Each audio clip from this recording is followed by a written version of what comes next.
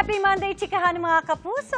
Ilan pang batikan sa showbiz ang dagdag sa mga pumirma sa grand contract signing event ng GMA Network.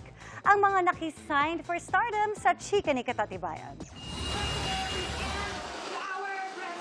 Veteran artists and Kapuso loyal stars unite para sa biggest contract signing event ng GMA Sparkle Artist Center, ang Sign for Stardom. For more than a decade, nananatiling proud to be Kapuso at nag-renew ng contract sina Starstruck alumni Mike Tan at Rocco Nacino. Watch out, I'm gonna be a star. Dream, believe, survive. Starstruck 5. 12 years nagsimula sa isang audition sa Starstruck. Ngayon, nandito tayo ngayon. Happy and proud to say na itong show na pinagbidahan ko na The Missing Husband has been doing well. Salamat sa mga kapuso natin. And nakakatuwa with every project na dumarami mga opportunities pa. It's almost 2 decades na nandito na ako sa GMA and I take this job very seriously. So, mahal ko to at nagpapasalamat ako sa GMA na andito pa rin ako at nagtitiwala pa rin sila sa akin. Malaki rin ang pasasalamat ni Unbreak My Heart star Richard Yap na solid Kapuso. I'm really very thankful that I'm still here and we're still going strong.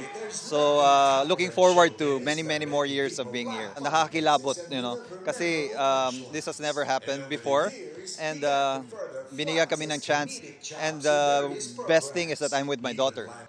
Sa pag-renew ng bagong contract, mas handa naman daw sa mga bagong hamon si Andre Torres tulad ng bagong role sa aabangan mamayang gabi na Love Before Sunrise. First time daw niyang magkukontrabida, kasama pa sina Dennis Trillo at Bea Alonzo. And-enjoy ko siya sobra kasi nakapaglaro ako. Parang pagkontrabida ka pala kasi lahat valid. Nahanap ko yung growth lagi sa bawat role na binibigay sa akin.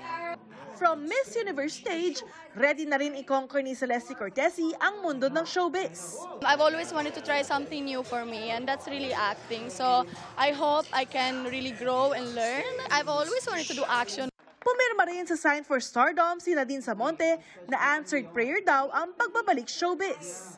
Yes, may hiningi ako sign. Parang there's this one event na puntahan ko, tapos nagkita kami ni Ma'am Annette. Parang nag-hi, hello. Tapos parang, oops, ito yata yung sign na hiningi ko kay Lord na if there's this one parang head namin sa GMA, makita ko one of these days, I think yun na yun. Sa dami ng Kapuso stars na nakatrabaho na ni Ami Austria at Maricar de Mesa, may Dream Sparkle star daw silang gustong makatrabaho. Si Barbie, gusto ko maging anak yan. Gusto ko makasama si Andrea Torres. Lahat ng mga bata dito, ng mga magagaling talaga. Makikita mo naman lahat sila talagang binibigay yung the best. Alam mo, I think gusto ko ulit makatrabaho si Barbie.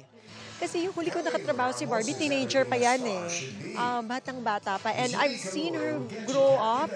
Si Archie Alemania naman, may hirit sa kanya magiging projects.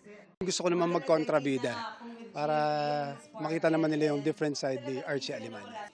Katatibayan, updated sa showbiz happenings. Para sa mas mahabang chikahan, visit and subscribe to GMA Integrated News on YouTube. At para sa mga kapuso natin abroad, samahan nyo kami sa GMA Pinoy TV at www.gmanews.tv.